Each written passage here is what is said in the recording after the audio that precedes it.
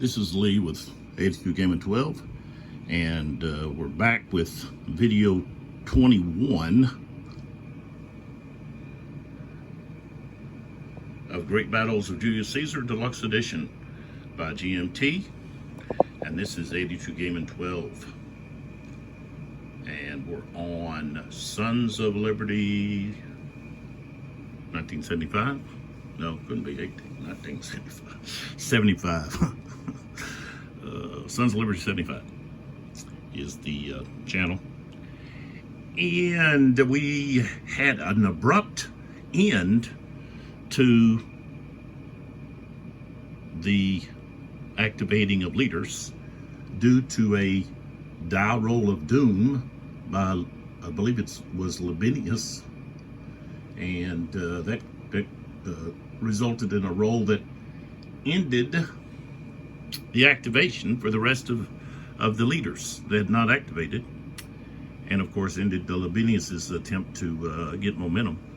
And so we're into the next turn, which I don't recall if it's turn 4 or turn 5, but like I said, turns are not that important because you're just fighting until one side has had enough, they withdraw. And so for Pompey, we counted some numbers up and then added in some things that we saw that looks like he's going to have a whole bunch more units that are routing. And you could look at the end of the last video, I talk about that. So Pompey is going to need to try to get to Caesar. If he can get and capture Caesar, then you know that's going to change things. I think he's going to have more units routing off the board than Caesar. His units are going to route before they do, just because there's not as many of them that have routed.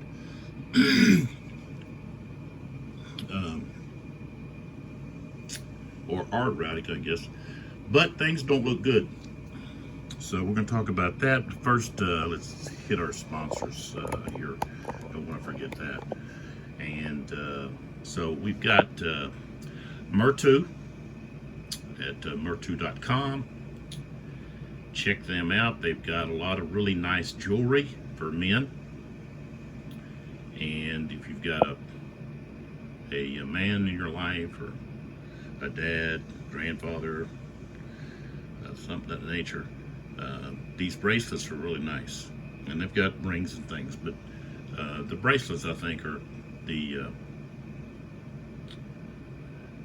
creme de la creme. You know, they're in my opinion, they are made with genuine leather, stainless steel, or the clasps, which are magnetic, so they link and they don't easily disconnect where it just falls off. And for the older generation, we wore watches much more than people do today because of the phones. I don't wear a watch anymore. I think they're kind of cumbersome now, and even then, I was always hitting my watch against something. But at that time, when I was growing up and as a young adult, watches were important. Especially for me, I was a coach and teacher, and so time, you always want to know, have time. So this is kind of a replacement to that feeling that it's lingering feeling that I'm missing on my wrist. So check them out, murtu.com. Might find something for a man in your life. And then we have Serious Dice. This is a Brooklyn, New York company, and they make various colors and styles of dice. You get 8 dice in a set in that tube, and you can see that there's only, you're like, oh, wait a minute. There's only 6 in there. Where are the other 2? Well, I'm using them.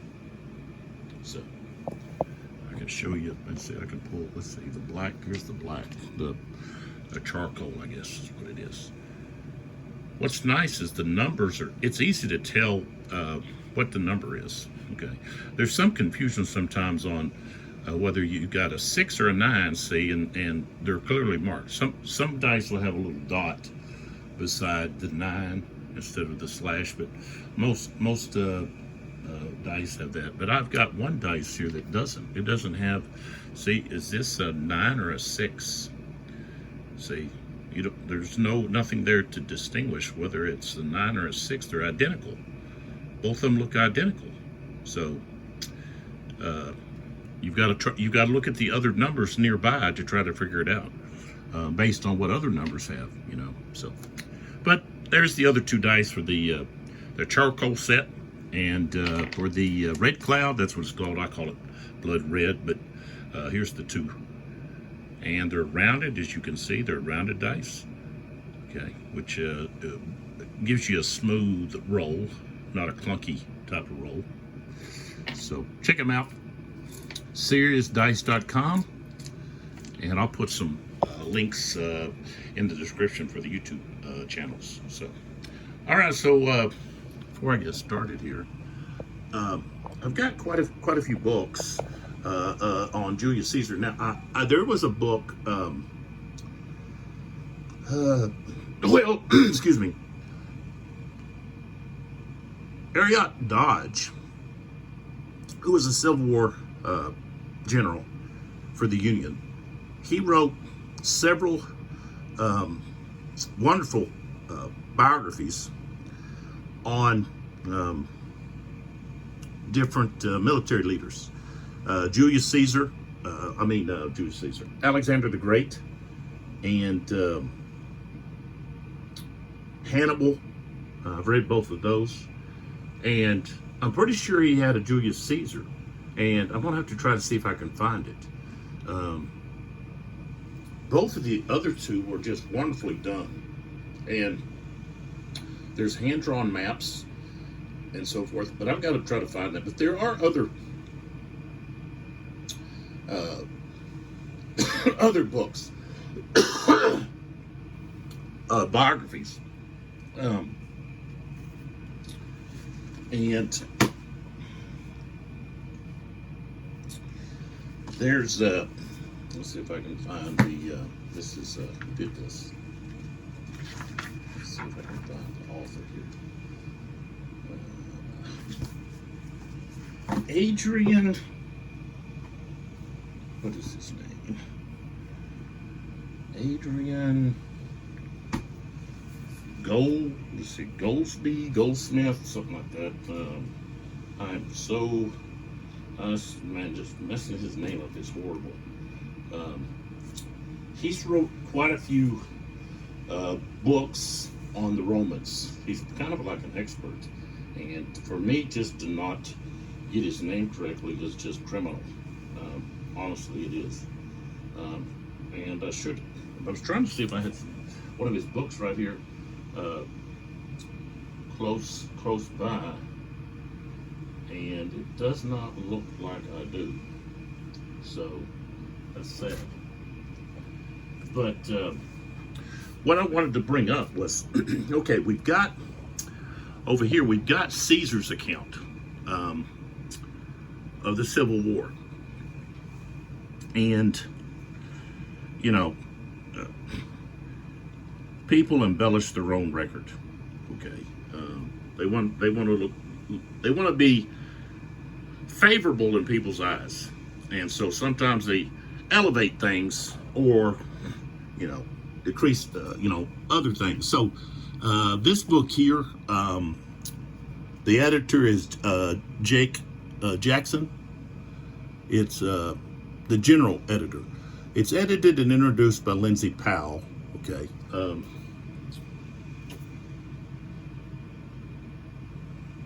And the publisher is Flame Tree 451.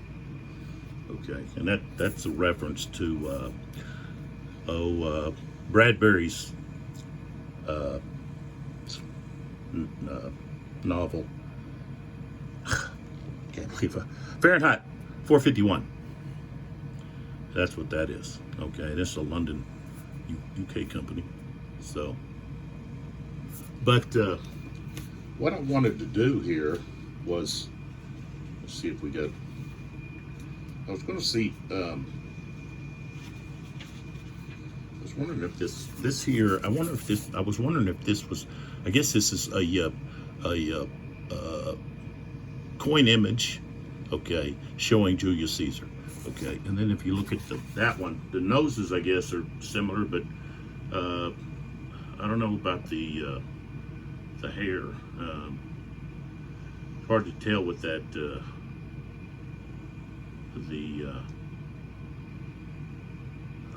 What do you call that? The leaf, laurel on his head there. But what I wanted to do here is, there's a section in here, and I wanted to see, okay, where are they getting their? Let's see if we get a. Try to see if it should give us a like a bibliography about where they're getting their information. And let's see if it says here. No, I guess not. So we've got all of this, but where do they get their information? That's what I want to know. Are they getting it from Caesar's, the Civil War, or are they getting it from somewhere else? It doesn't give us that. That's kind of odd. So anyways, we go to, let's see, we should have, there's a section here that deals with the Civil War in this book. And of course, the Gauls. And of course, this is kind of I guess, a neat book for looking up, also the Roman, when he went to Britain. Okay. But let's see. Okay, here we go. Commentaries on the Civil War. Oh, here we go. It tells us right here.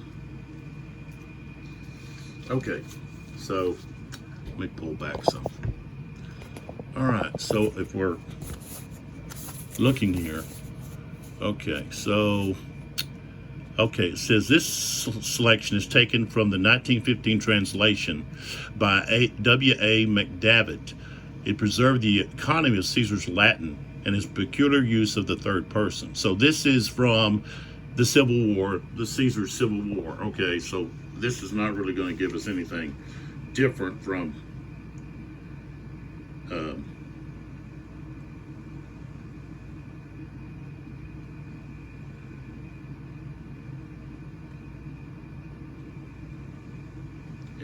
anything different from what I already read earlier in that. But there was a section here that talked about Pompey.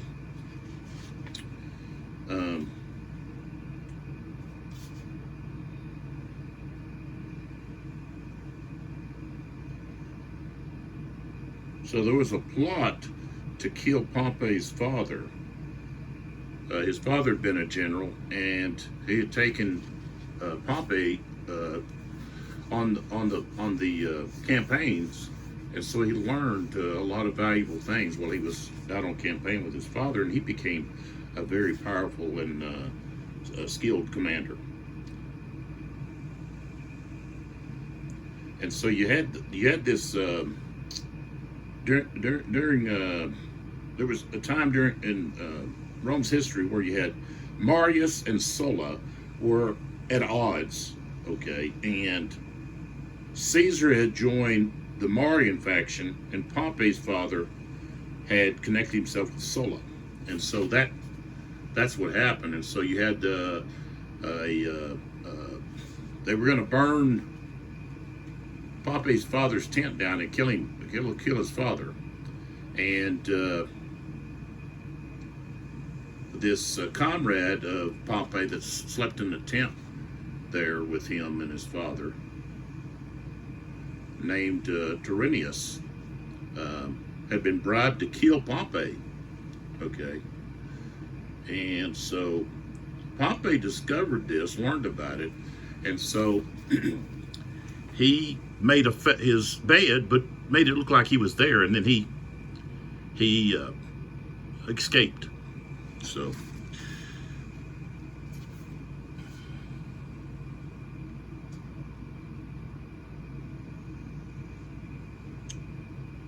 And so his favor with Sulla raised him to a high distinction. So, but he ends up marrying Sulla's daughter-in-law, divorcing the wife he had, and then he was promoted and ended up having success in Africa and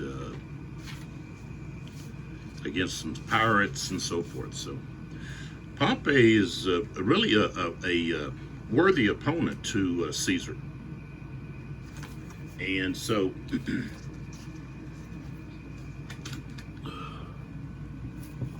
that sticker, I couldn't have a hard time getting that sticker off. Hope that book didn't fall over there. So all of that for really nothing. So they could easily fast forward through that. Okay, so now we will go all the way back. Okay, we went through here and flipped everything, did what we needed to do, and now we are ready to continue. And so the first phase is the auxiliary phase. And of course, Caesar only has, let's see, well, he doesn't have any skirmishers anymore. Caesar's skirmishers have been wiped out, okay? So he just will not do a auxiliary phase, okay? There is no skirmishers there now. They've been destroyed.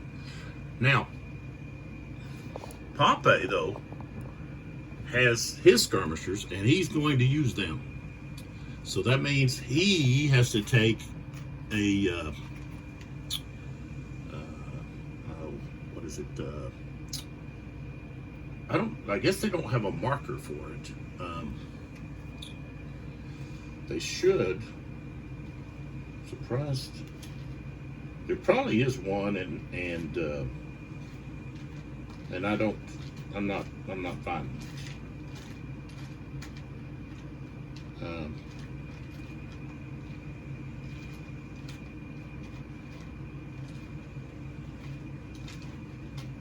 So what I use is I just use this impetuosity just as a reminder for me that, hey, you know, he's only got 2 activations.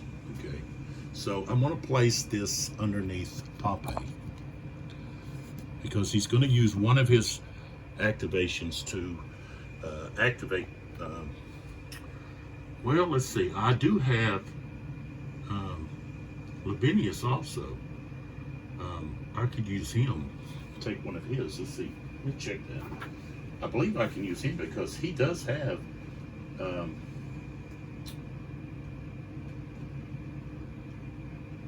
let's see here. He does have.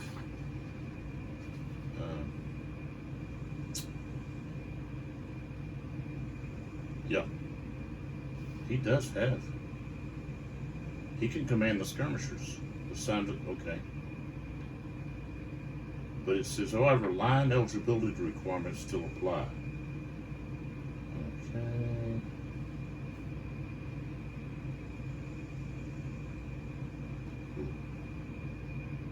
Line. Okay, let me go back here to the rules.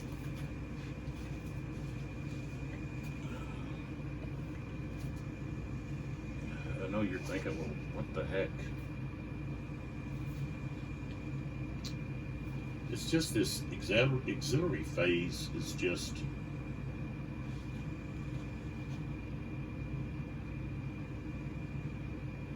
okay. It says players may use their overall commanders or other eligible leaders to activate their skirmisher and or eligible units. 5.6. So let's go to 5.6. I've probably done this several times, but I haven't ever played the Great Battles of History. This is my first attempt, but I have played with the Alexander and let's see, what else do I have? Maybe that's it. Oh no, SPQR. I have played that too. Okay, it says at the beginning of each turn. Now we'll just pull back. See how far I can pull back. I've already pulled back. Okay, so here we are. At the beginning of each turn, before any leader is activated, there's auxiliaries phase. This phase may, not must, be used by the players for activating skirmisher type units. So you don't have to use it. The player with the highest rated OC goes first. Well, Caesar, he's tied with Pompey, but of course Caesar has the elite status. So, okay. So if there's a tie, the elite commander goes first. Otherwise, both players roll a die. Okay. So in the auxiliary phase, the player may issue individual orders to every friendly skirmisher unit. They may issue a move or fire order to a unit in any location. To issue a recovery or rally order, the unit must be in command range of a friendly leader eligible to command the unit.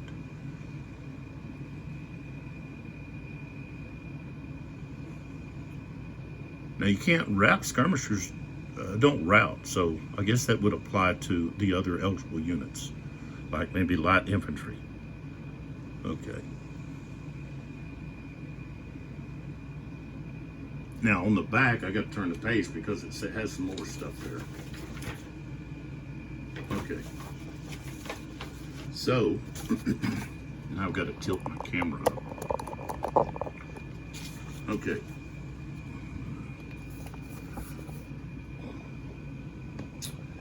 I'm kind of in a pickle here because I've got all these units that are on the, I don't know if you can see that or not. I don't know if I can.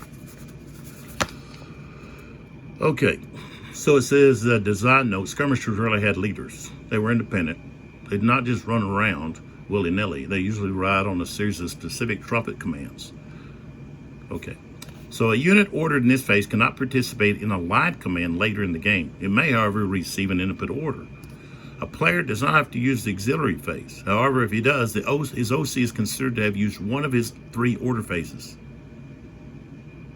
Oh, okay. So the OC, no matter what. Okay. All right. I don't remember reading that part, but there it is. So that means that this okay, the marker let me know that he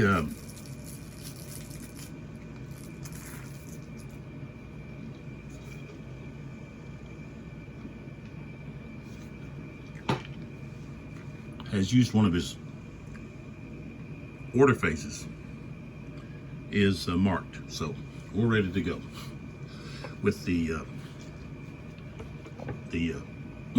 activation of these skirmishers. So, all right, so let's get in here.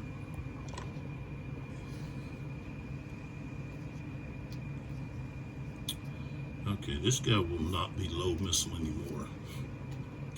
That was the reload phase, so.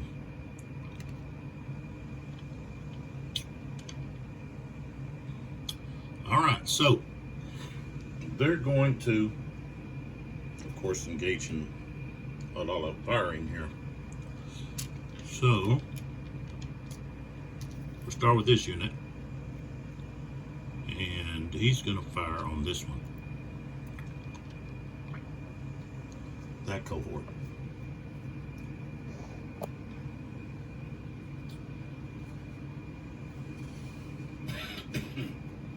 Okay, the range is 2 for an archer.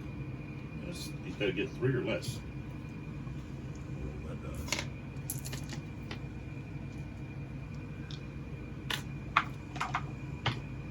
You got a 2. That's a hit.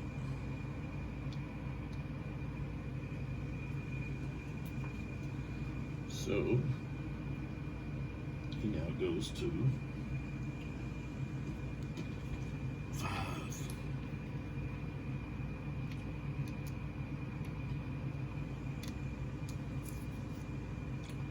He's gonna fire right there. Again, 3 or less. Got a 1.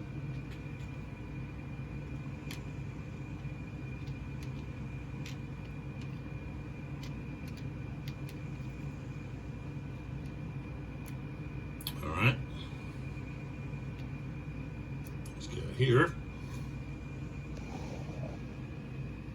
Firing right there. It's a 3. That's what he needed.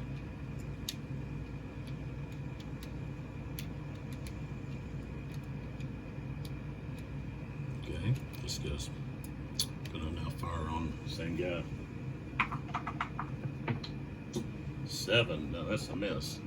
And I think, let's see if he gets a 7. No, he's got to have a 9.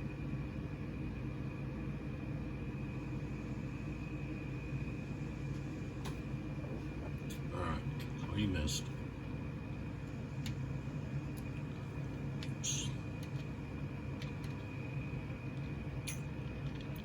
Okay, this guy gonna fire, and that's a 3. So 3 hexes away. Still 3 or less. Got a 5. This guy here, what's he got? He's not missing so low anymore. What about this guy? Wait, he can't hit. Okay, so is that where he was at, or he was back here, right? Yeah.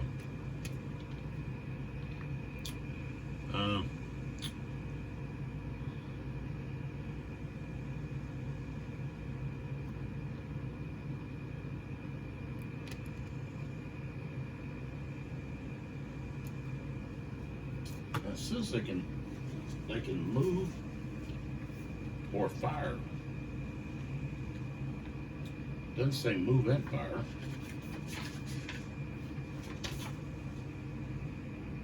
So he may issue a move or fire order. So move 5.22.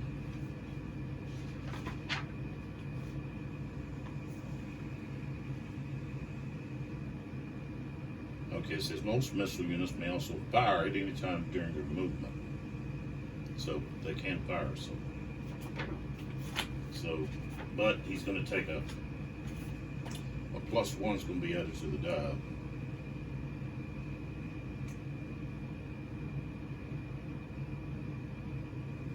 Yeah.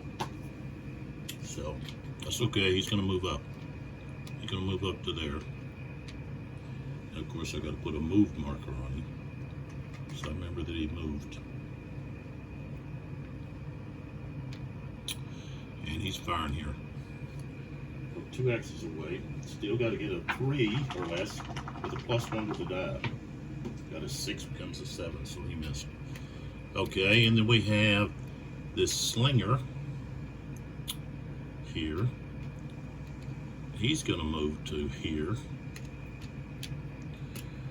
and fire. So now I got to put a move marker on him.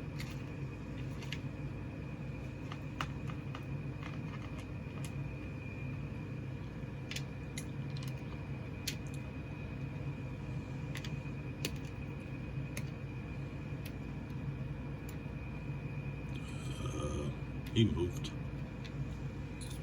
Okay, and he's 2 X's away. He's got to get a 2 or less with a +1. 4, he missed. All right. So that's all of the auxiliary phase. Oh, they should have been firing at the stinking cavalry units there. Cause them a headache. Oh no. Okay.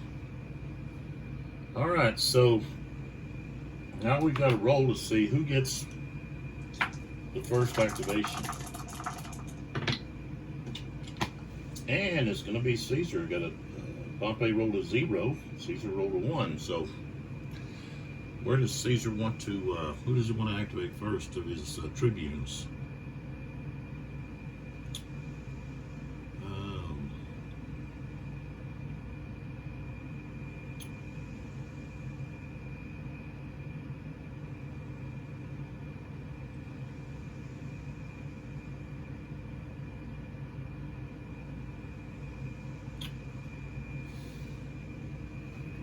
Is that where we're going to go, or do we want to go somewhere else?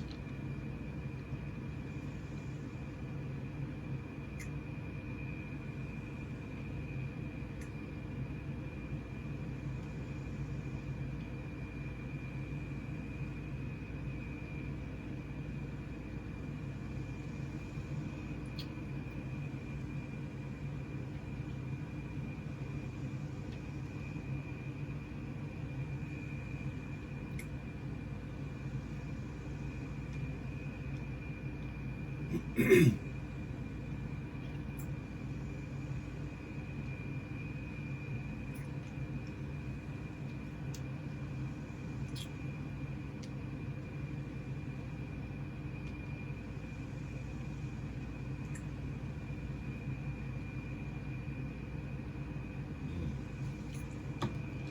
I think he needs to do. He's gonna have to possibly do something.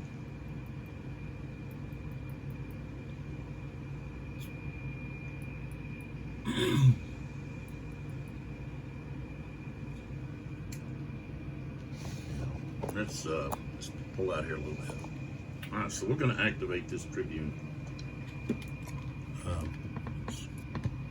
This Tribune. It says 3 on here, but he's actually the one that's put in charge of the 4th line, which is made up of ad hoc cohorts. So he's got 2 activations. So 1, 2, 3, 4. He can activate this guy here, who's going to turn. That's 1, 2, 3, 4. He's going to go right there. Stop. All right, so he moved.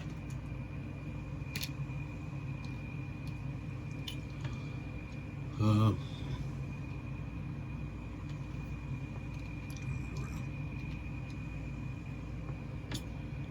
right, and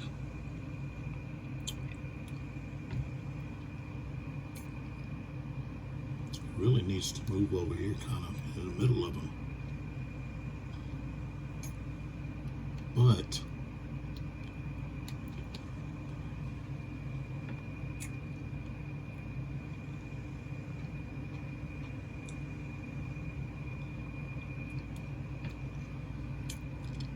let's go. He's going to use, yeah. He's going to move. So he moves right there. All right, so he's going to try momentum. 6, no. All right, so he's done. Now it comes over to Pompey's side.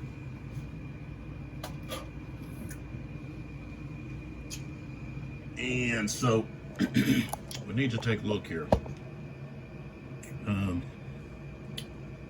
Pompey doesn't have any, he doesn't have any. Well, he could do a trump. Trump his own order phase with either Pompey or Labienus.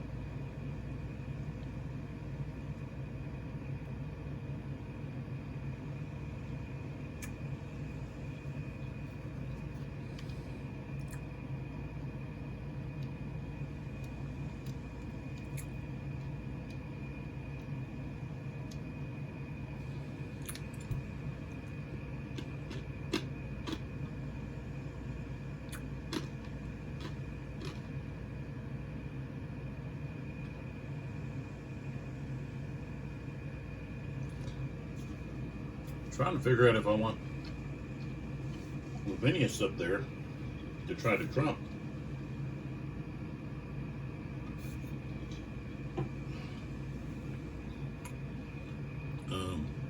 He could trump his own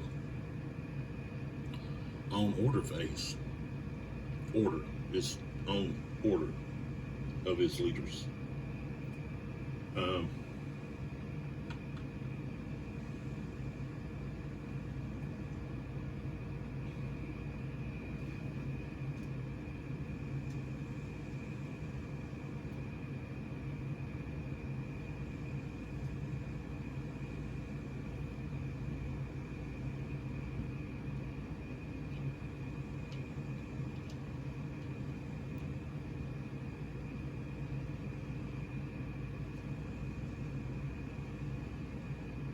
Oh,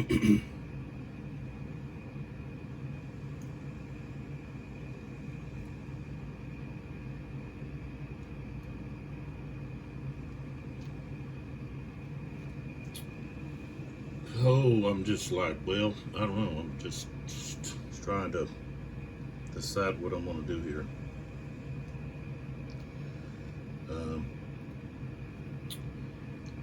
Looking over the map here, and just seeing, okay, what, and I've got some leaders that are down here along this edge. Got one that's stuck right there. I don't know if you can, right here. But I don't know. I don't think Pompey wants to risk Lavinius not trucking. So we're going to just go with one of our other guys here.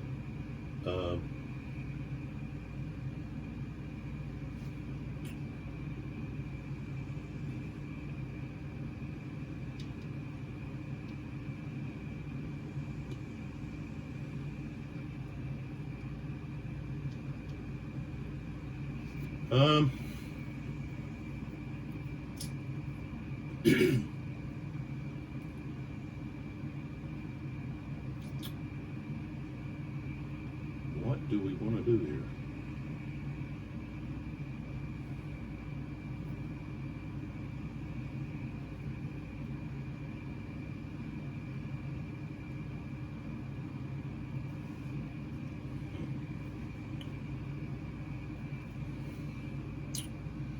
Oh, what do we got here? What do we got? What do we got? What do we got?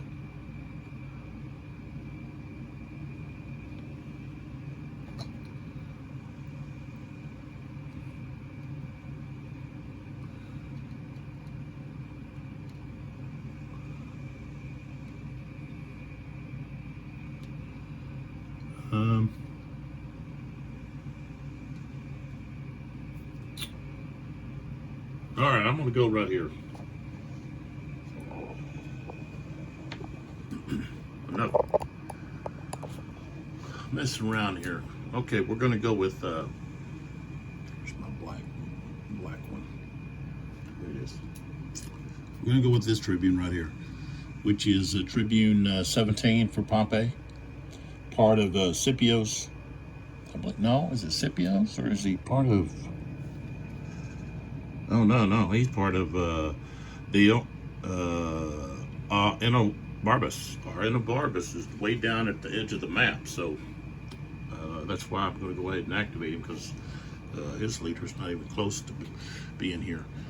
He's only really got, let's see, he's got 1, 2, 3, 4 cohorts left. I guess he's got some down here fixing to be gone. Then Enobarbus is down here trying to rally 2 of his cohorts. But so what we're going to have is we're going to have he's going to have both of those units attack. So those are going to be that's pursuit. Is this route march? Okay, I'm looking for.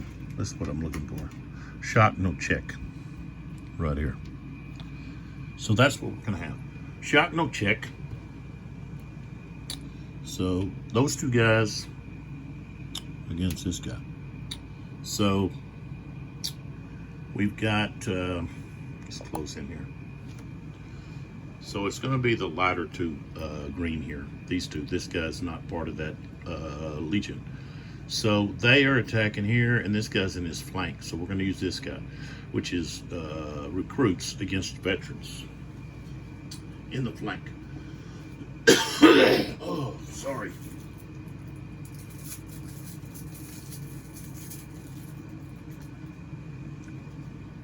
I've got some medicine.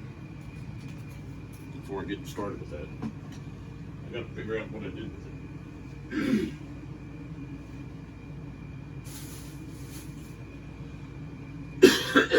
So I have to go run again.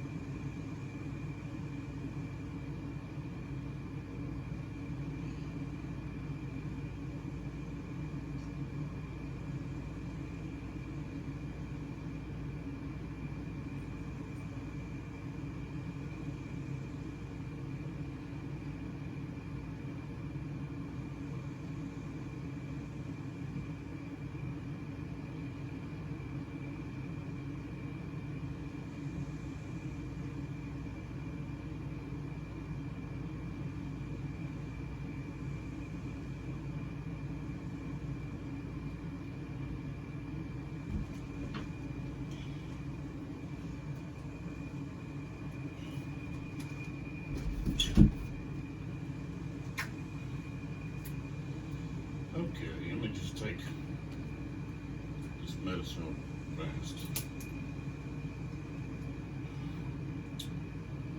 Might be more fast. Maybe slow. Put that back.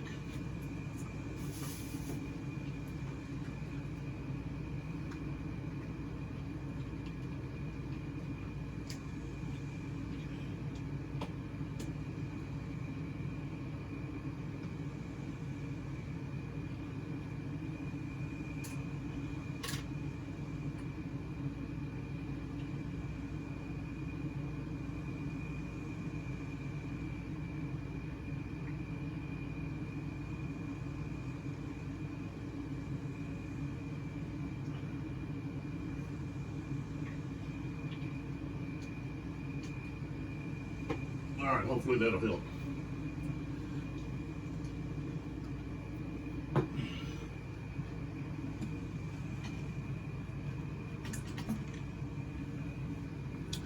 I think this does an excellent job of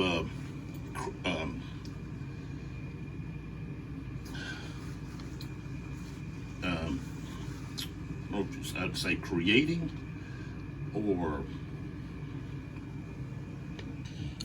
that's not the word I'm looking for. Maybe illustrating chaos on a battlefield, because you know once the battle gets started, it's not so easy, especially when you got two armies that are basically the same. Okay, and any horns that are blowing, okay, are probably also going to be the same. And you know, you're going to have a hard time differentiating between which horn is yours and which isn't. But you know, your forces are advancing here, and some are retreating here, and routing, and so forth and so on, and your leader disappears. So you're standing kind of in a defensive position, just waiting to know, okay, am I supposed to continue or back up or what? But where you have, you know, tribunes that are like, you know, they just don't have the scope of being able to, you know, command a large, the whole legion, okay, without some assistance from, say, the section commander. And so you have that limitation of the tribunes only being able to, you know, they only got 2 orders. And they're not able to have their entire legion engaged under just their direction. So the thing with the tribunes, according to the way I read the rules, their command range does not allow them to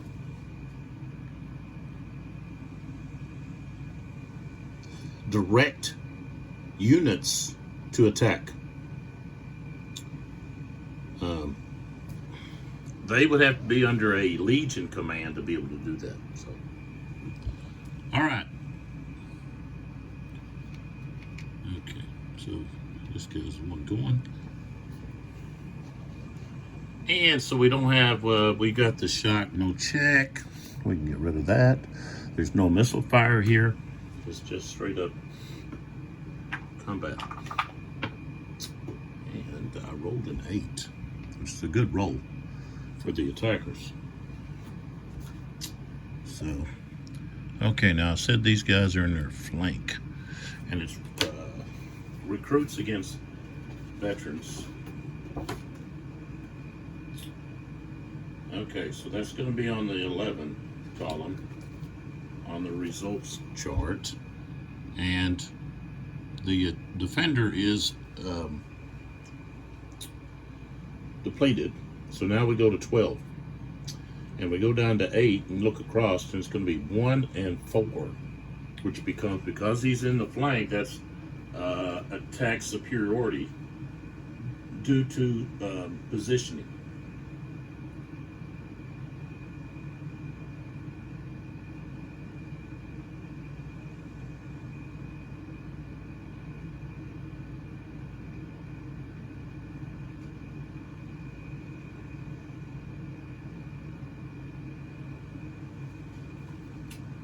that's actually 1 and 8. So this unit is not going to be able to retreat.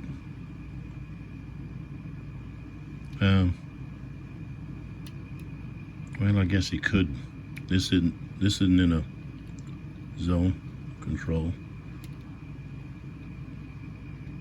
so I guess he could. Yeah, he could go that way. It's not really, in my opinion, a retreat path. Now see, I got some of these that it should be keeping them separate. Okay, so I go to here. They really doesn't have anywhere to go.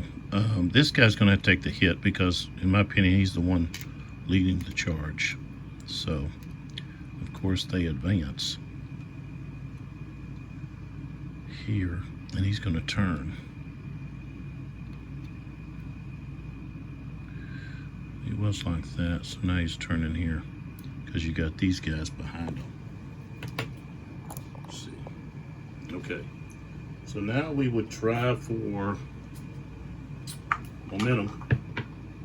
Got a 6, so he's finished. Okay. Okay, so play goes back over to Caesar's. And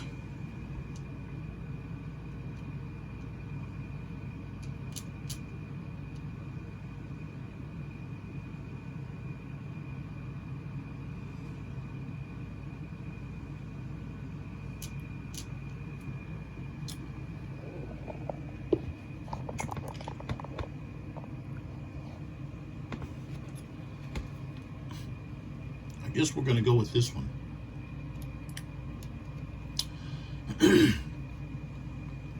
So he is going to rally, not rally, but recover. Or no, rally. He's going to rally this unit.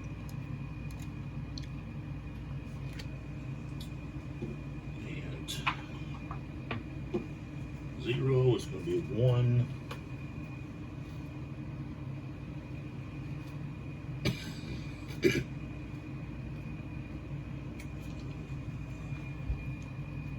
He's got 1 hit. Rallied marker. Okay, so that's his first order. So he's got 1 left. And he's gonna move up here to this unit that's a little further up. Right here. Okay, so that's where he ends. Now he's gonna try for momentum. 7, so no. So he failed. So he's done. All right. Back to Pompey.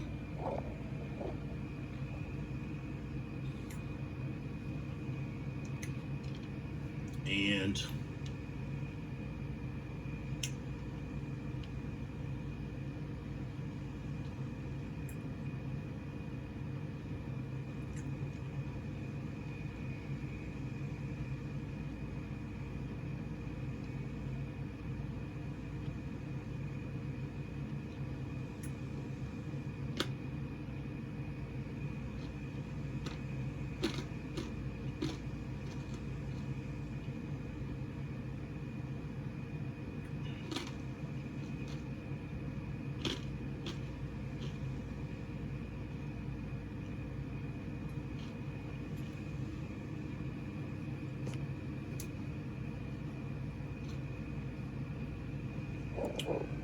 we're going to activate, Pompey's going to activate this guy right here.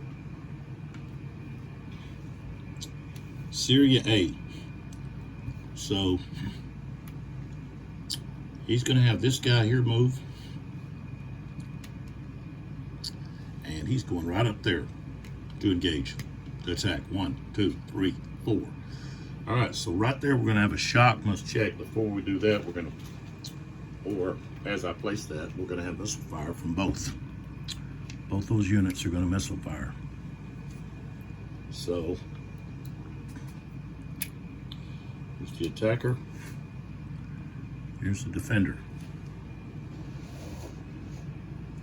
So both of them are missile fire. Both of them got hits. So just needed a 5 or less.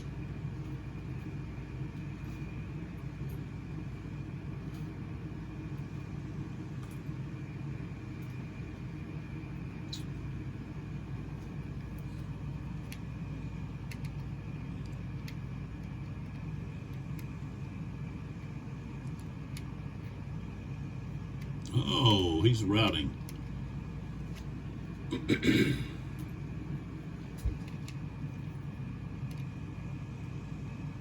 I just go to here.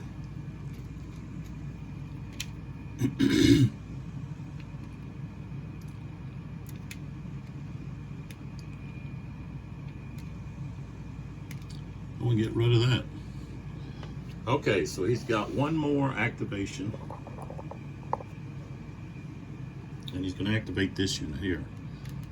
Okay, so he's going to go 1, 2, 3, 4. Right there. Stop.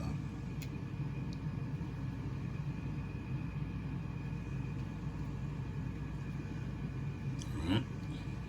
And I'll put move markers on both of those guys because they did move.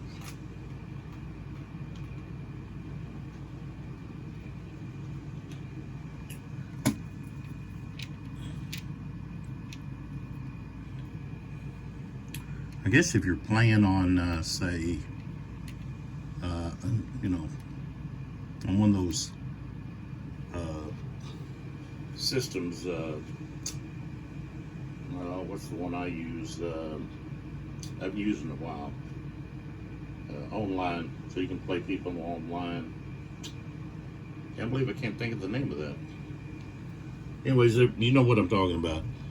It's a lot easier to put for the counters, you know, taking them on, putting them on. You know, you just click, click, click, click. Here, you, of course, you can't do that. All right, so he's going to try to get momentum. Of course, he's going to have a 2 or less. And we got a 9. We're going to have a die roll to doom. And we rolled another 9. I think that ends the turn. Yep. Where's it at? Okay. Yep, no further leader activations. Play goes directly to the camp movement. So we're going to have routing. We're going to have units that are just going to route right off the board now. Okay. So we go to camp, and I've got these units over here in this camp, but you know, according to the rules here, if I look at the special rules for Pompey's camp, I don't believe they can come out of there. Let's see where it's at. Where is the camp?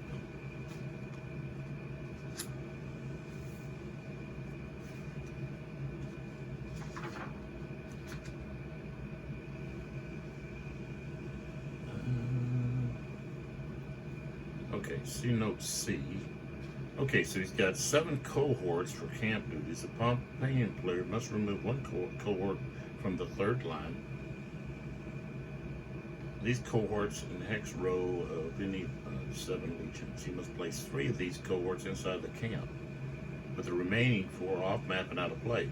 The cohorts in camp may not move outside the camp. So, it's like, what are they there for? You know?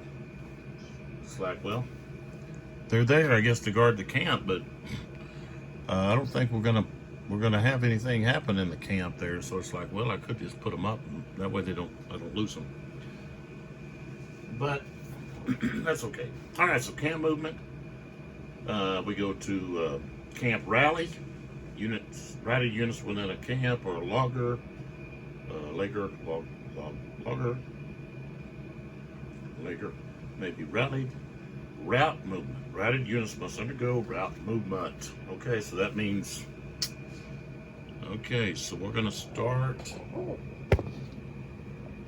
up there. Okay, we've got that unit right there.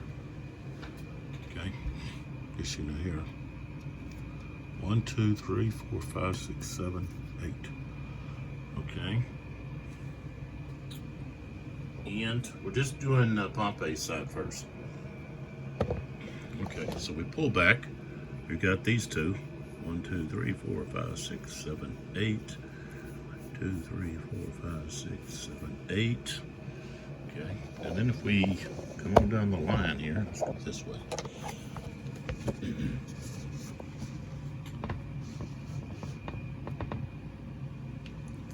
I can't see that one, can you? Should be able to see it now. Yeah, this one here, this one's gone. That one's not. These two here, as you can see those, I need to adjust a little bit here.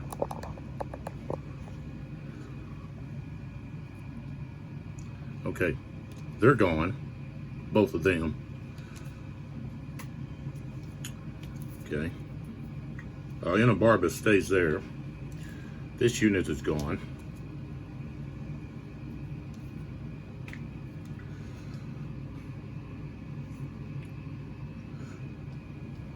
Oh, this. Okay, let's see here.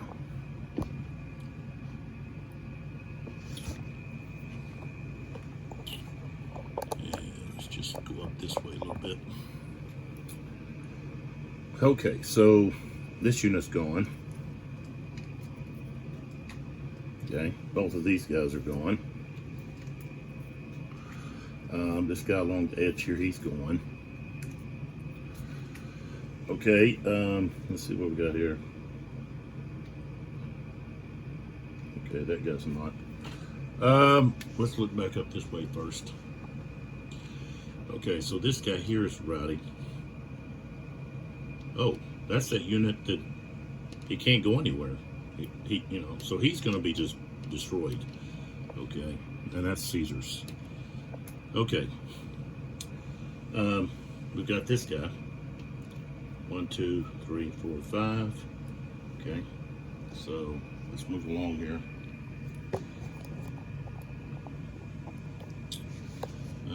Let's see if I can. There we go.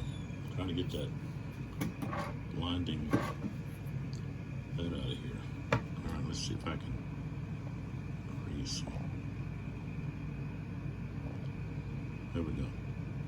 All right, so this guy here, 1, 2, 3, 4, 5, he's out. This guy, 1, 2, 3, 4, he's out. This guy here, 1, 2, 3, 4, 5. This guy's here, 5.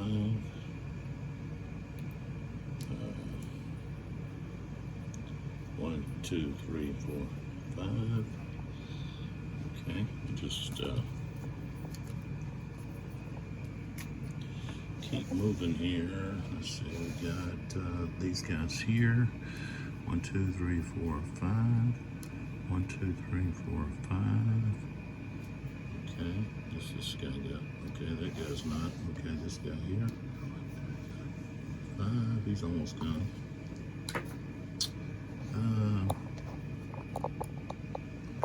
Put that up there. This guy here. 5. 5. Okay. And let's look here, make sure we don't have anybody else for Pompey. Okay. All right, so now we're gonna move up there, take a look at, well, I'll count after. We're gonna go up here first. Okay.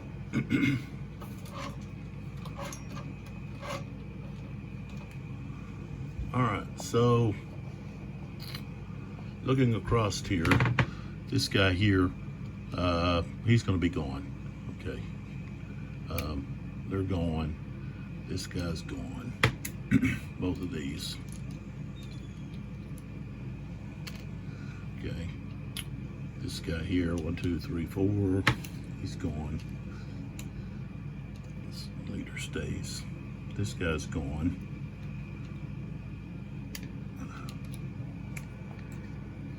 Okay, these two guys, 1, 2, 3, 4, they're gone. Okay, come across here and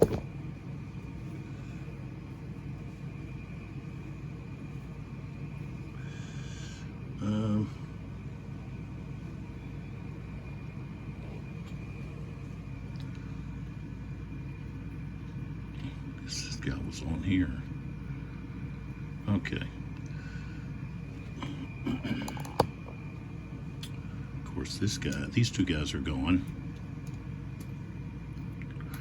This guy's gone. Don't have to even count that out. This guy's gone.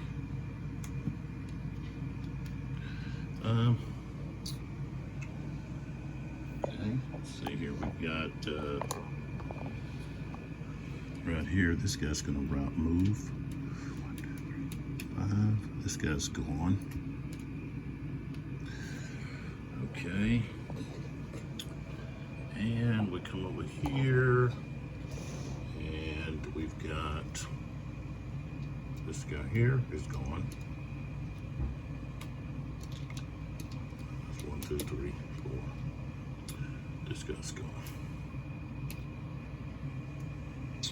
All right, we can take this rallied marker off, and we can take these move markers off. Put this guy back over.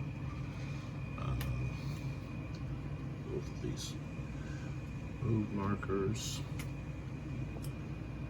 Okay, so we got these two move markers.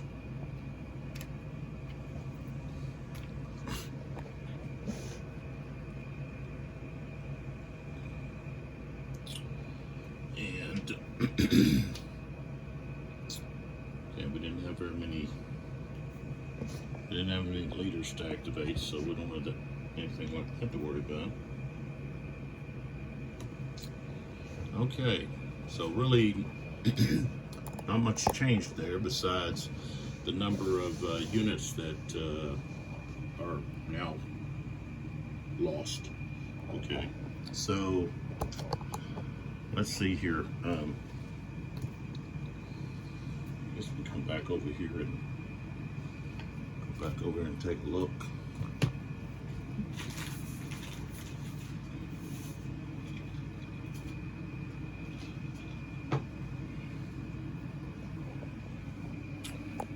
All right, so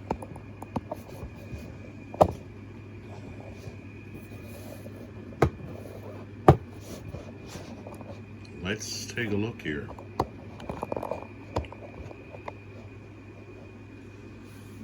Okay, so gotta find all this. All right, so he was at 148, and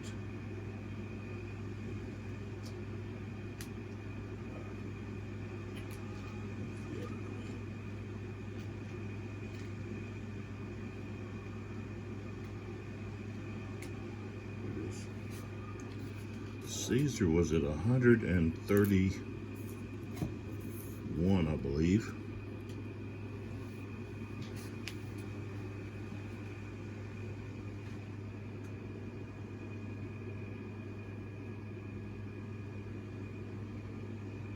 We got a bobcat, maybe more than one, that's been eating our chickens. We put up some traps and things trying to catch it and haven't been able to successful, but we had 14 chickens one time, now we got 3. Apparently somebody, one of our neighbors, said that the bobcat, there's a bobcat that's got kittens, babies, whatever they're called for bobcats, little cats, whatever. And so if it's got babies to feed, then it's got to be providing a lot of nourishment. And I don't know if bobcat males help, you know, at any way. I don't think they do. So sure, its mama's just trying to feast as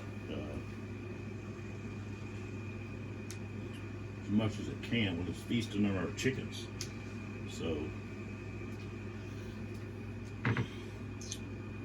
all right. So for we didn't have any cavalry or anything.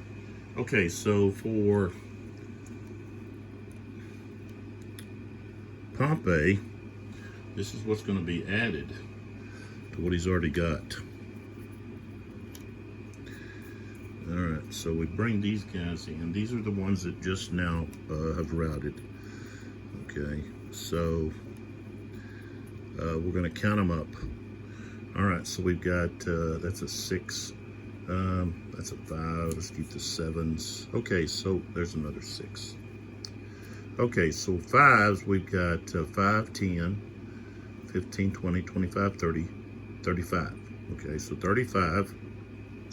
And so we've got, that's going to be 19 over here. 35, and that's going to be 54. So we're going to add 54.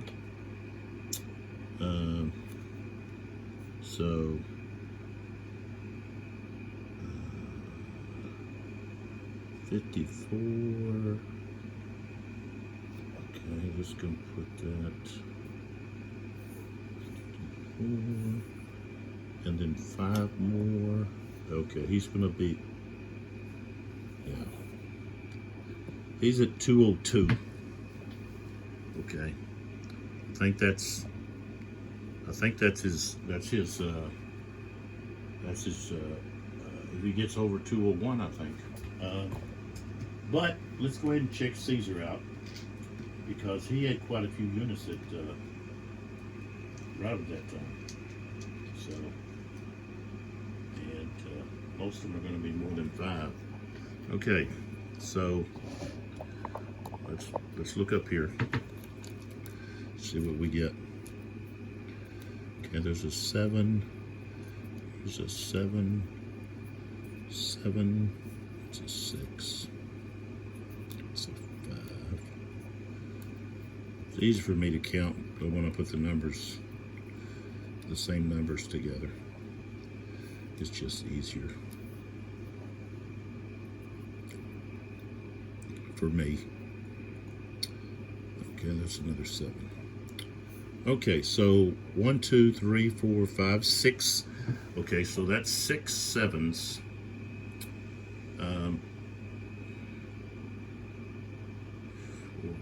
So that'd be 42, right? 42. So 70 right there. Okay, then we got 1, 2, 3, 4, 5, 6, 7.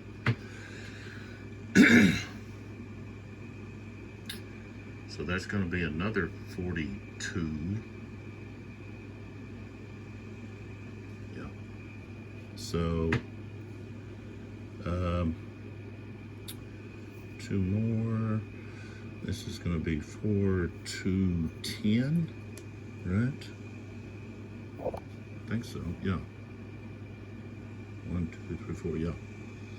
Okay, and then we have 1. Is that 1, 5? So that's 1, 2, 3. Okay. So now they're at 220. 220. All right. So let's look here. I think that's going to be it. I think right there we're going to have Pompey's going to lose because he's got too many of his units have fled. Even though it really, to me, he's really got a standstill here. But okay, so the Pompeian army withdraws when units totaling 210 route points have been eliminated. Okay, 210. So right now they're at 200 and, go back here. They're at 202. So 8 more route points. Okay, and Caesar, so it is, his number is, this Caesarian army withdraws when units totaling 230. Okay, so he's at 220. So that right there shows you that it's a standstill. I mean, it's 220 to 202, and one Pompey is going to route after 8, and Caesar would route after 10. And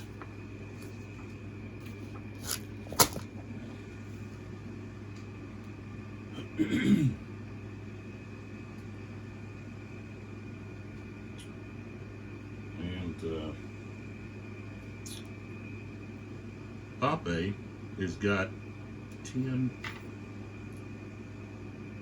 18 points right there. He's got 18. Oh, he's got these other over here going to route 7 and 6. 7 and 6. What do we got here for?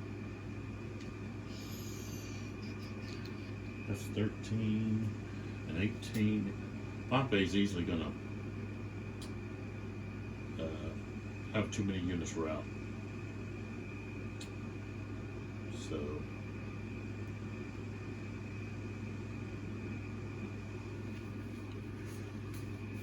he's going to be well over the 210. And the only way that's going to stop is by having leaders. And you don't have the leaders, the cavalry units alone. He can't stop them.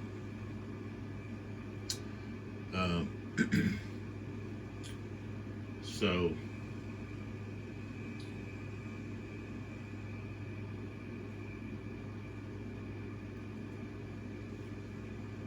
even though it looks like, hey, Pompey is winning, but he could easily.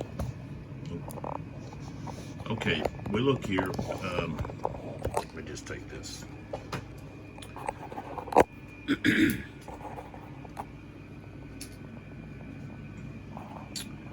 All right.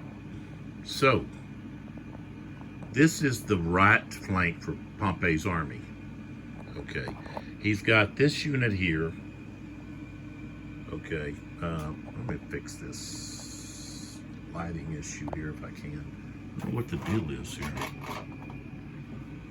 Okay, so this unit here, these 2 units here. Okay, these 2 units here are enough to end the battle, cause a withdrawal. This unit here plus these 2, we go across here. These are not going to reach. Okay, but these 2 cavalry units over here, that's 13 points right there, and they're gonna be gone. So that's the interesting part, is looking at the battle itself. Okay, Pompey looks like he's winning, and he basically is, because Caesar is at a point where let's move this out of the way. He could easily win if there were 1 or 2 units that were close enough to routing off the map, but they're not. He's got, okay, these units here, these have been recovered or rallied. Okay, you got this unit here who's 7. 1, 2, 3, 4, 5. So he won't route until turn after next. Okay, and that's the only unit they've got that's close. Okay, now if something would happen over here, okay, then yeah, they would have to go all out over here. Forget about trying to get Caesar. Just attack, and try to route a few of these units. But it's going to have to be more than what is going to route over here on their other side. Okay. So if I come over here, this guy here, let's see what he is. Let's see. What has happened to my focus? Okay, here we go. Okay, so this guy here is Cilicia. Okay. Now that commander he's way up here. Where is he? Right here. And there's the section commander. Okay, they can't get back there. They can't get back there to rally. Okay, same thing with this guy. He's gone. So that's 8.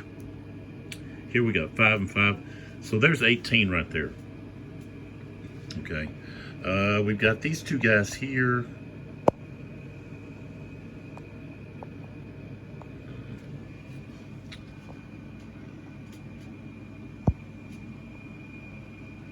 Okay, so we've got these 2 guys there. They're not going to reach 1, 2, 3, 4, 5. They're not going to reach this next turn. This guy here's going to be on the edge. Okay, this guy here, he's going to rally. He can rally both of those if he gets his activation. It might be roll of doom and boom again. The turn ends. But going back up here, okay,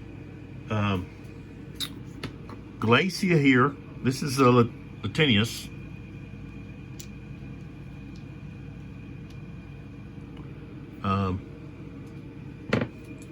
They've let's see here. Yeah, they've done a pretty good job. Well, no, not that guy, but this guy. Okay, so these cavalry units are going to be able to sweep around and possibly, you know, cause some havoc. But Cilicia and Galatia, okay, are going to be able to put a lot of pressure on Mark Antony and his 7th Legion here, and get on their flank easily. They're already behind. They're already on their flank here. They're just going to have to, as soon as they just have to turn, they can lock these guys in and turn on them. Okay, and that's going to destroy this whole legion here very quickly. A lot here, they may be able to destroy the Macedonian B Legion, or what's left of it, and the 7th may be able to eliminate what's left of the Macedonian A Legion. But what's coming over here on their left there, Caesar's left, isn't going to be, they can't stop. Okay? Once you're attacked in your flank and your rear, it's pretty much over. And so that's going to happen. If the battle was continued, that's going to happen. Over here we've got Pompey's forces have pushed, routed. What do we got left? What was over here beside that legion? The 6th Legion, and who was beside it? Was it the 36th? These purple ones? I think it's the 36th. Well, there's only one of them left. They're all over there on the dead pile. So we got a whole legion that's pretty much, the whole legion's pretty much gone. Yeah. And he's the only one left. That and his tribune. So we got a whole legion that's just gone, evaporated. So this is another place where, well, they can either turn on the Caesar's, the 12th Legion, or they can turn over here on the 6th. Either way. Okay. And if we look here, where Sulla's at,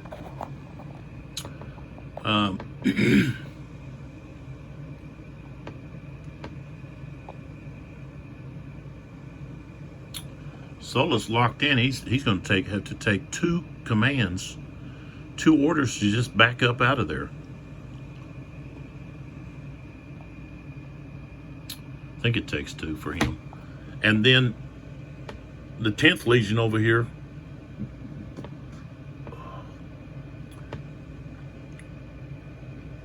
is getting destroyed. That right there on the flank, right here, that unit's going to be routing. He's going to be gone. Same thing with this one here. Okay, which is then going to cause that one to be gone, which is then going to turn on these guys here, and they're going to be gone.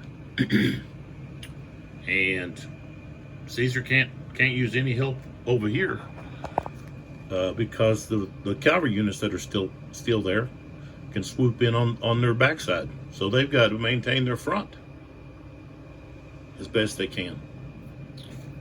So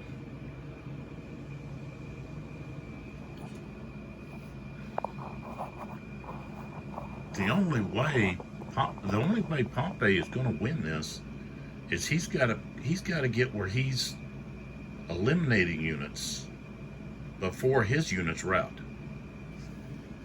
That's where we're at. Okay.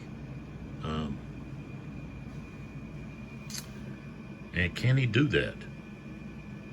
Will he be able to? He's going to have to surround some units.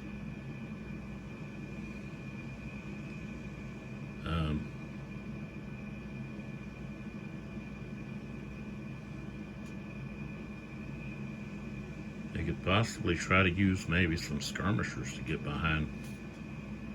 But of course, okay. Of course, I have to look. I don't know. I don't know. I guess the unit can just route by skirmishers, and the skirmishers just would have to just fire on them as they came into their, and one hit, and that's it. So that's one tactic to use, and that could happen right over here. My glasses. Shoot. There we go. But these glasses are. I'm gonna have to put this down so I can fix my glasses. And basically, I'm talking about right over here. Let's fix these glasses. Okay, there we go. So I'm talking about. Where's my tweezers? So I'm talking about these skirmishers over here. Like, for example, this Balearic skirmisher, because he could go right by here and get back over here where he's like in this position, so that when this unit tries to retreat, he'd have to go by him, and when he did, he would fire on him. Reaction fire. Of course, I'd have to look that up, but I believe that's the case. I think that guy was there. I might have moved him. The other thing is to use the cavalry, but they're too far away for that. But they could possibly move to surround. Let's see. Well, that one unit. Well, okay, he's got one unit that's just an archer up there at the top, but he could still get in a position. He can't be involved in. He can't close combat, but he can be in a position where he could use his arrows to fire on someone that's retreating into his front hexus or flank hexus.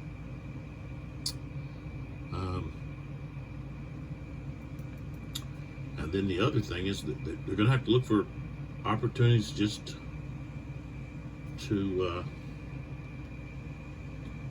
surround. And they've got to, okay, so I've already said, okay, there's going to be, so there's 18 points on Caesar, Pompey. So there's 18 points over here that's going to rout. Okay. And then over here, okay, there's nothing there. But those two cavalry units are going to rout. That's 13. So there's 30, that's 30, 31, okay. 31 rout points, and that's going to be, let's see.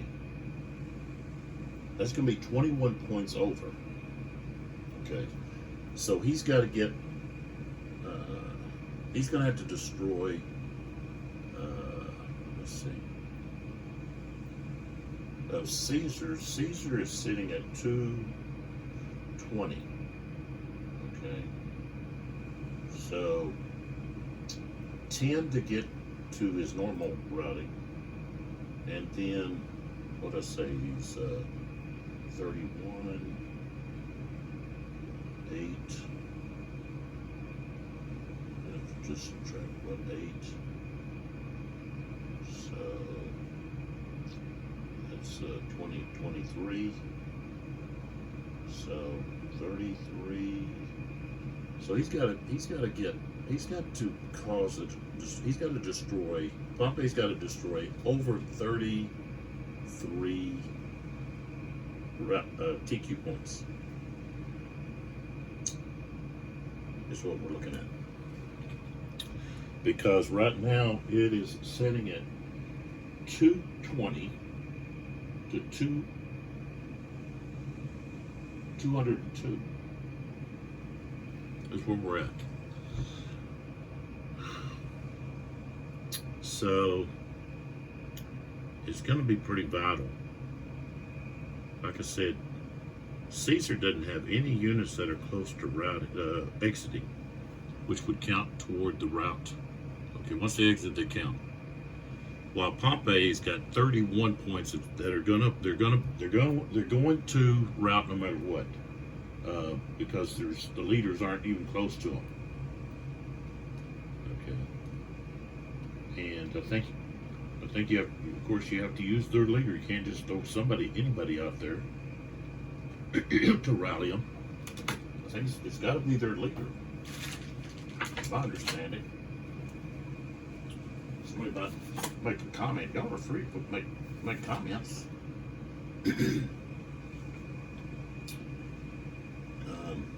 So when we rally, I believe they've got to be.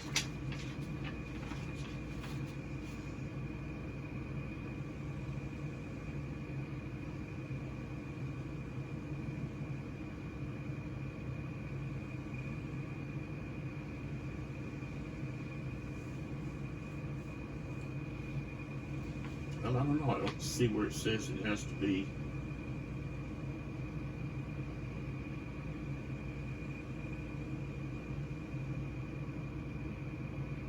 It doesn't say that it has to be their leader. It just says a leader may use an individual order attempt to rally a routed unit occupying a clear X and not. Okay, Okay, a routed unit stacked with a rallying leader rallies automatically, no die rolled.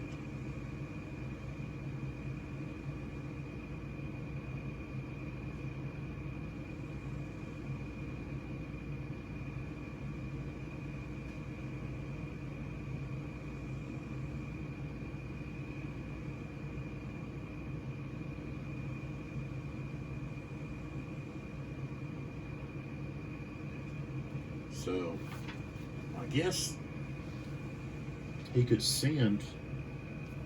Well, he doesn't. He's just doesn't have okay, he doesn't have a leader. Well, yeah, he doesn't have a leader that's going to be able to get those two guys. But over here,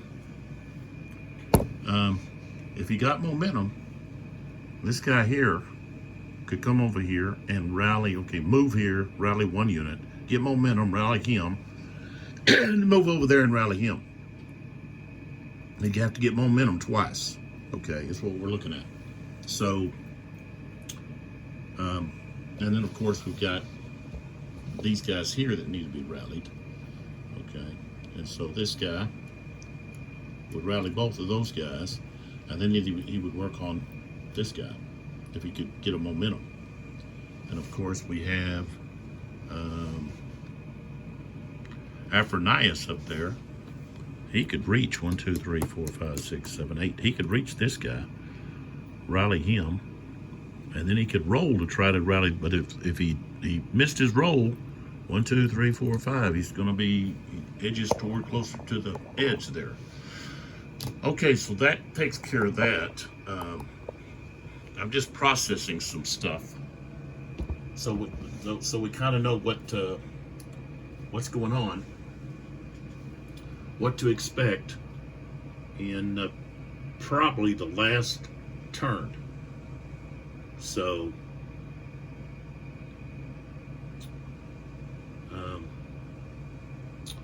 the only cohorts that are going to be missile no are going to be those that are already adjacent to enemy unit.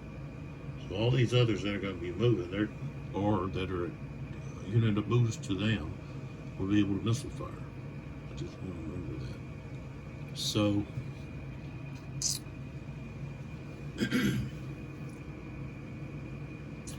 but I really need a break.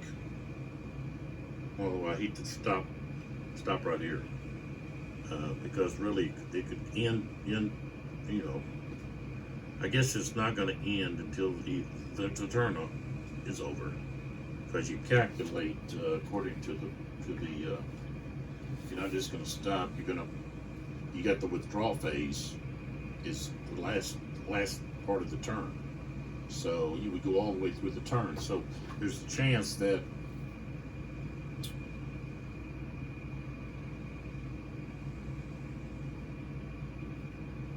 it says the battle continues until one side's army withdraws. Well, the withdrawal phase is at the end of the turn. It's not actually at the point. I would argue that, well, why didn't it happen at the point when they reach that when that happens? Okay, which could happen for either army if they're attacking in such a way that they're eliminating units. Let's go back over here. See where maybe it talks about it at the end, back here at the end. I'm pretty hard on these rule books, and they just get all bent out of shape and everything like that.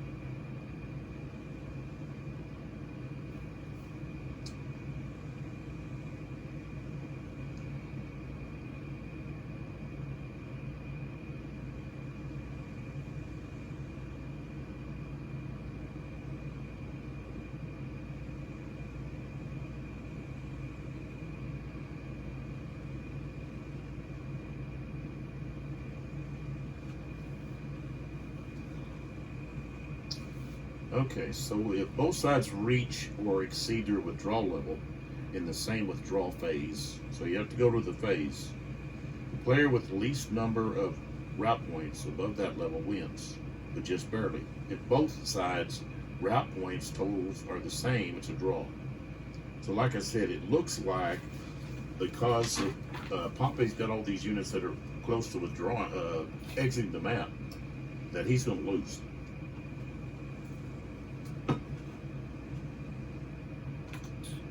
But that's not necessarily the case.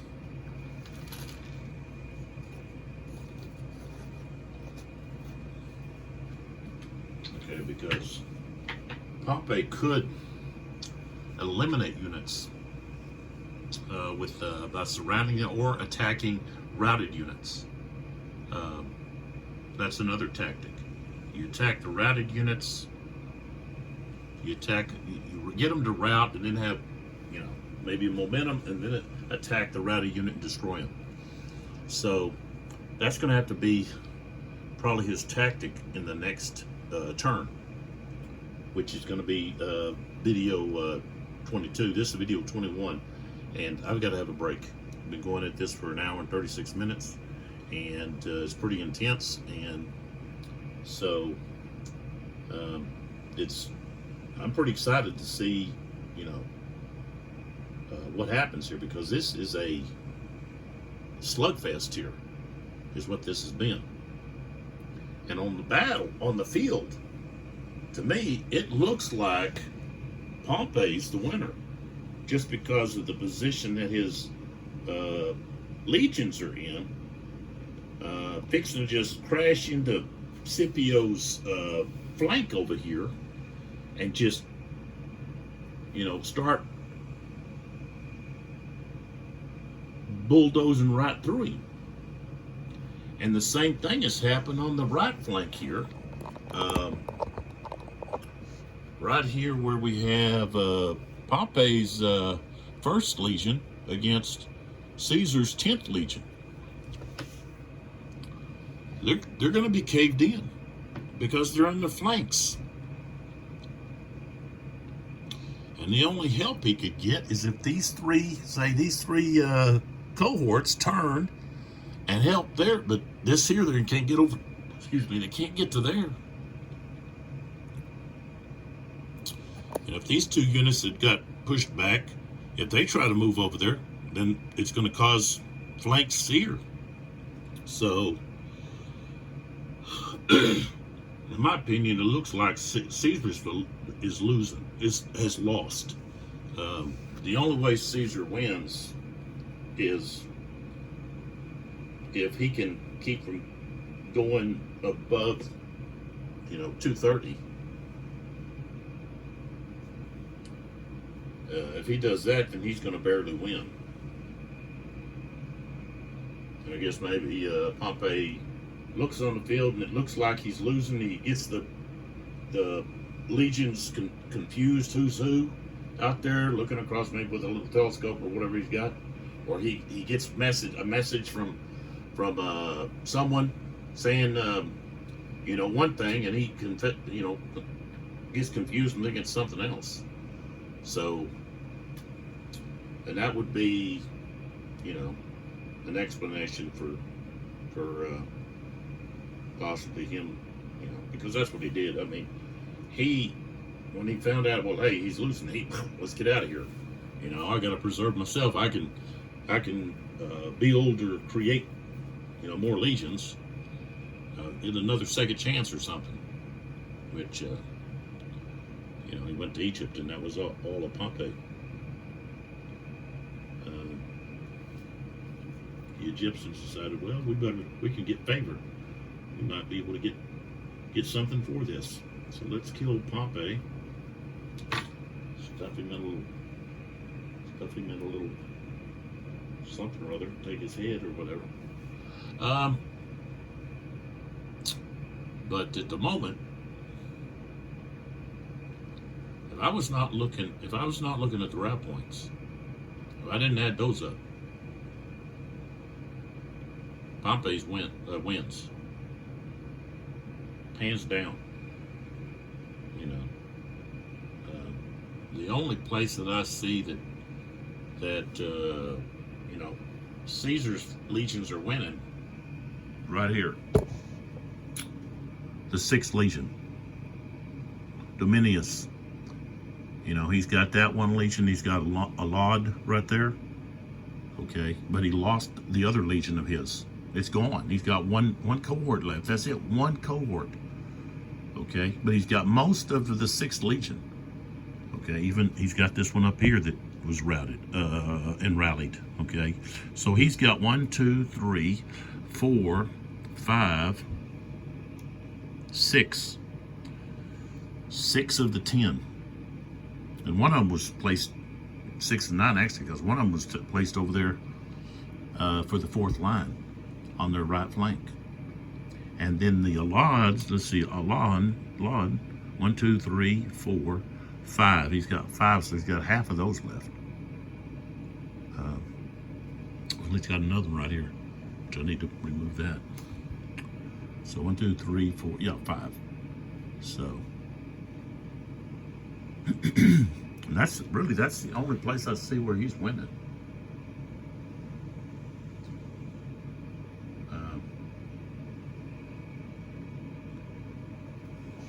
So, all right, so we're gonna have to come back. I got to stop, take a break, and the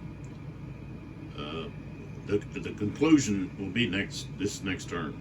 The next video will be the conclusion of this battle, and at the end I'll give my thoughts about the whole thing, about this system, and which I really like, the system. I know there's so many fans out there, and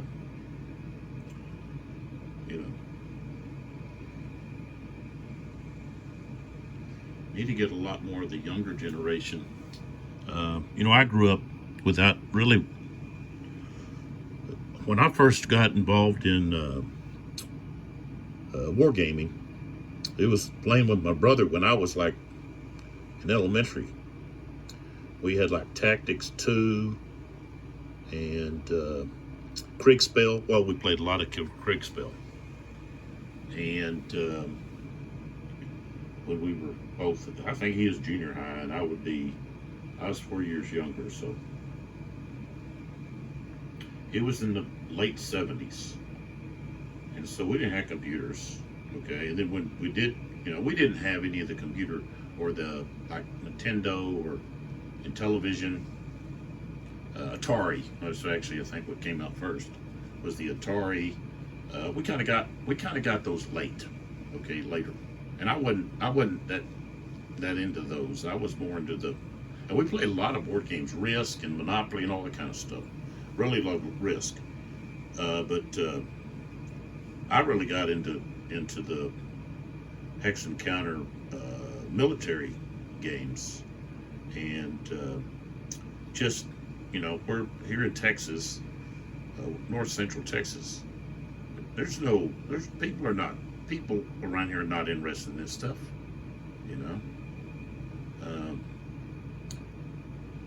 you just, you got to go to Dallas Fort Worth for conventions and things like that, and so it's nice to be able to play people. Vassal, that's the engine. Vassal, play people online. I play people on the other side of the world in some different things. I haven't in a long time. But younger generation, they it's all video games and stuff. And if they play any kind of war games, it's the video style. It's not even Vassal or the other, whichever the other one is that's popular. They're just not into the board games because they got into the computer games and Xbox and so forth. But the newer generations are going to have to get interested in this, because as time goes, the older generation passes away, and there's not much of an interest in the just gaming community kind of just falls apart. So, I got two older sons. I got two adult sons, and they were never interested. They much rather play the Xbox and stuff. They weren't interested in any of this.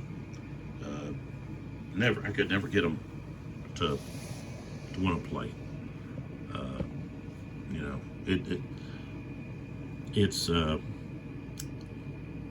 It takes a lot of patience, and they grew up in a time when you didn't need patience. You had a microwave, you had fast food, deluxe and drive-through, and all of that. So sit down and play Nintendo or whatever, and it doesn't take all this moving stuff around and thinking and all of that. You're just reacting and moving your thumbs and so forth. So we got to get the younger generation interested in this, or it just kind of dies away eventually. There was a time that it kind of fell apart, and then all of a sudden, boom, there's a big boom again. I can remember when Avalon Hill was no more, SPI, some of those, they just where'd they go? Well, there's not as much interest. People were interested in other things, but it's been nice that we had such innovations in some of the, maps and counters and gameplay, and different styles and mechanics and all that. There's been so many different innovations and ideas that have, they're outside the box in some of these games. And so, but I'm very grateful for Herman and Berg and the games that they have created. So many games for us grown-arts to experience and enjoy. And this whole system is it's very good. I was a history teacher, and so I want things to be historical.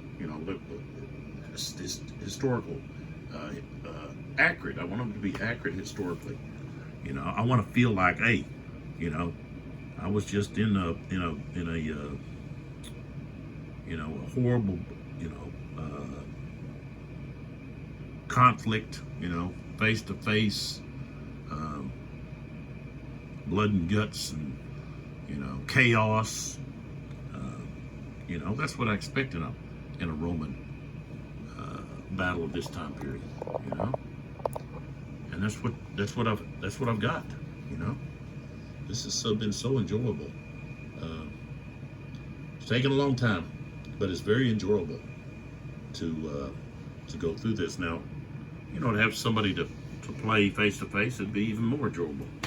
Like I said, my boys aren't interested. My older brother, he was never. He played with me, Kriegspell and tactics, but he got involved in other stuff, and he's not interested. He's interested in other stuff, and so we don't. He doesn't play any of these with me, and I don't have anybody to play. So play face to face. I could probably, I can find people to play on Vassal and so forth, but it's a different Vassal. I like to be able to see it all at one time, and with Vassal you can't. It's all like, right there, and you got to scroll across and all that. I want to see the whole thing and be able to look down and get close and to see, what's happening right there, and you can get close in Vassal, but being able to pull out, when you pull out, you're losing the details. Here I can pull out. I don't have to pull out. I just look, and there's the details that I can see. I can look across this battle, and I can make inferences about what happened. I can see where there's been a collapse. I can see where there's routing. I can see where there's fixing to be a big change in the battle, in who's going to fix to get rolled up, and there's not anything they can do about it. And so we've got one more turn, and that's going to be it. That'll be one more video. In that last video, I'll kind of talk about overall, how I felt about it, and I know there's a couple of things that I didn't do correctly, one was the surprise action over here. I don't think I did that correctly.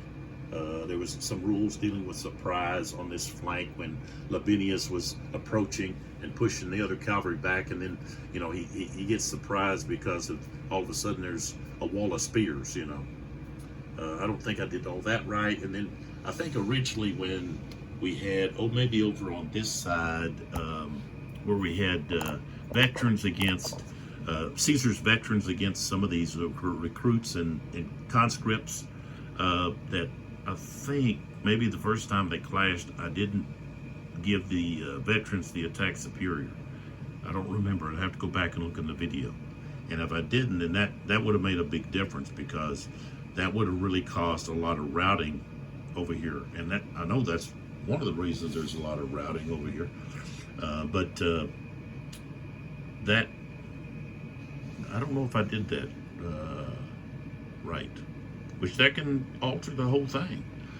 I mean, maybe, there shouldn't be any of these guys over here, and you should possibly, remember who, I don't remember who who attacked and who, really, Caesar should have, instead of holding and waiting for them, his veterans should have advanced and attacked the inexperienced guys. But that's the great thing is, hey, you can set it all back up again and go at it again. Maybe change some different tactics and see if that works, and maybe try this. But the thing is, you don't always have control. You know, you got there's chance. There's, you know, fate. Like I say, fate. It's, you know, it's just chance. You roll the dice, and you know, this happens or that happens. But you know, you don't have total control, and you know, you may think, okay, I'll move here and I can do this. Sometimes you move there and then you're not able. You know, guys don't do. You know, they don't stand and fight like they should. Maybe, you know, there's a bad roll or something. So. But you can always like set it back up and go at it. That's what's great about these games. But what's even greater is if they make you want to go and read, okay, about the history to understand why. You know, why did Caesar win? You know, it looks like Pompey is just, you know, he's killing him, but yet in reality, Caesar won. How did he do it? You know, and then you begin to, you know, that it sparks your interest in history. Then that's a great game. In my opinion, as a history teacher. And I use these games in class. You know, not this one, but I use some other games. Flat Top. I used that in an American history class, and they loved it. You know, so we've refought. I think it was the battle, the Coral Sea. I think is what we fought. I'm pretty sure it's Coral Sea, and they really enjoyed that. And I've used it for, I think in a couple other classes I used something similar. But it just sparks the kids' interest, or just anybody's interest. You know, I go out and buy books based on, hey, I don't know that much about this. I need to get a book and, you know, don't rely on it, things you find on the internet. You know, not everything on the internet is accurate. So, you know, you go get your book. It's got the bibliography. You can go and look to see, okay, where did they find this information? You know, who's their source, okay? And if you can find a firsthand, you can find somebody that was there, eyewitness, okay, then that's going to be more reliable than, say, somebody that's writing about it 200 years later or 50 years later. You know, you want somebody that was there. You know, Caesar was there, you know. And, you know, like I said, he might have inflated some numbers, or inflated this or inflated that, or, you know, made his enemy out to be, you know, evil or whatever when they weren't. But that's, you know, we've got that. That is a historical record. So, but anyways, I just yapping here. So you know, the next video is going to be the final one. It's the next turn is going to determine who won this battle, and route point wise, Pompey is going to lose. But if I look on the map, Caesar's going to lose. Just based on what's happening, if the battles continue, I think Caesar's legions are just going to melt away because they're going to be getting attacked on their flanks, and that's it. You know, they're going to be routing. But, you know, Pompey's already, he's 8 points shy of having a total army withdrawal. You know, his army's just going to just start fleeing, because possibly he flees because he's thinking, oh man, I'm beat, you know, when he's actually not. So, in my opinion, Pompey's the victor here, looking on the map, you know, not looking at the route points, but looking on the map. And, you know, to me it just looks like Caesar's lost. But, you know, what you look at, you know, can be deceiving at times. It may not be that, you know. It's kind of hard to tell, really. But anyways, so don't forget about the two sponsors here. Help us out bringing these videos and so forth. We got Mertu.com. Like I said, they got these really nice bags, you know, and you just drop your bracelets down in here, and you know, you can close them up. But like I said, this is genuine leather, and these are stainless steel here.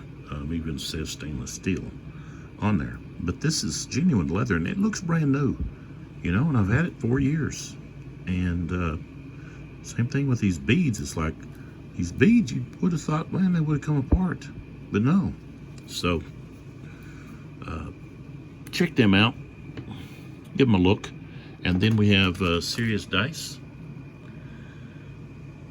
There it is. It says Serious A Dice. But on when you look them up, it's seriousdice.com. I see it right there. Brooklyn, New York. So check them out as well. And you might find something that you like. If you're a dice enthusiast, I would really say, hey, go look. You know. And so that's the end of this video. 82 Gaming 12 here on Sons of Liberty 75. And come on back to see the conclusion and my opinion about what happened and so forth. And just remember, our next video series will be dealing with ILAO 1807, Sound of Drums, that just recently came out. I did an unboxing a month ago, and I can't believe that it was a month ago. That you know, but I had other things in my life going on, and I wasn't able to just get at this and finish it, which I didn't want to rush. And, I'm enjoying this. And, that's the way you should do, is you just take your time and enjoy it. Don't rush to say, oh, we got another one to go do. Hey, I got all kinds of games that I have on my shelves here that I need to get to my gaming table. I've got some that really should come before ILAO 1807. But I got in on that Game Found. And, I was intrigued with the designer's ideas and so forth in that. And the map, let me tell you, the map, oh, it looks so good. It's a winter battle. And I think the map is just outstanding. And the system, reading through the rules, they've got a living rules that you can get online and download. And I've been going over the rules, so it's got some different mechanics and so forth. So that's going to be kind of a learning curve there. And also, you don't have the different statuses of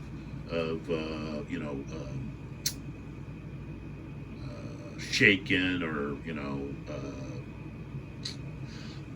disrupted and stuff like that. You don't have that in this game either. It's just route. So units are just fighting until, hey, they've had enough and they're turning tail and running. And so that's what we got coming up. Something else I was going to talk to you about is in this Julius Caesar book here that I showed at the beginning. It was kind of discussed about the number of Caesar was the first to coin an image of himself while he was still in power. So while he was still in power, he coined money with his image. That's one reason we have a definite image of him, and know that this image has got to be based on him, because hey, it was put on the coin while he was in power. And so a lot of the busts and other things that you find of Caesar's features are not going to be accurate, because they're done much later. So not all coinage and bust and artwork and so forth are going to be accurate. So, but we do have a few that are, and so so we know what he looked like.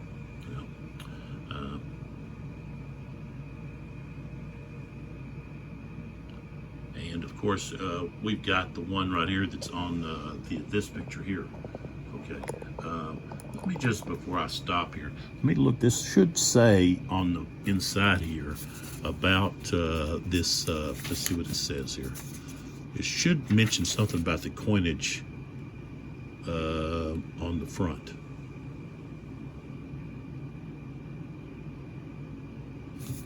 And it may not, but it should.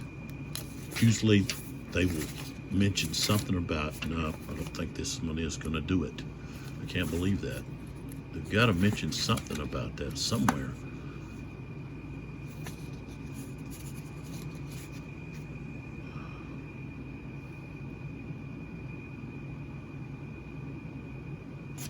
Maybe it's on the back. Okay, yeah, here it is. Knew it had to be somewhere. Okay, so the cover shows a Roman coin in the Bibliothèque Nationale in Paris. I guess that's all it says. So I believe this is one of the coins that was minted while he was still in power. I remember reading something about the laurel here that he was wearing, and talk about the forehead and the nose, prominent nose, and so forth. And so really, a lot of times you can't really tell that much from, especially, whoa, no, I just like barreled right through that unit. I think they were somewhere like that. That's all right. So just wanted to mention that. And so I do really enjoy the support. Number of people that joined my channel, and you know, I'm not here asking for likes. I don't care whether you put a like or not, or if you want to comment. Hey, I'd love to have conversations with you about, you know, whatever historical topics, gameplay, mechanics, you know, just your opinion about maybe Caesar or anybody else. I'll answer your comments. Now, if you're going to like some of these videos from long ago, you know, maybe I don't notice those. You know, I'm focused on what I'm doing now, and so, you know, sometimes I don't go all the way back to see, and maybe somebody commented on another video. But I do see when I get notifications of when I've got a new subscriber. So if you're new, or, you know, whether it's today or weeks ago or months ago or maybe sometime this year, you know, I appreciate you. I'm just doing this because I love gaming, and I want to help other grownards out there with deciding, hey, whether or not they want to, you know, these games are so expensive now, you know, and it's difficult, you know, and, you know, tough times to be able to get some of these games, and you know, there's games out there I'd like, but I just can't afford them right now. But you know, I just try to help you with, hey, you know, also how to play. You know, you can watch my videos and know how to play, and I'm gonna make mistakes. I don't do everything right. I try to go back and say, hey, I did this wrong or whatever. But I really enjoy the support. Like I said, I don't need the likes. I'm not doing this for money, you know. I'm doing it for my own pleasure, and also mainly to help the gaming community. You know, get these, you know, show these games being played. I don't see that much. You know, I see a lot of unboxing, and then I see a lot of you know, maybe some reviews, some partial play, some interesting talk back and forth.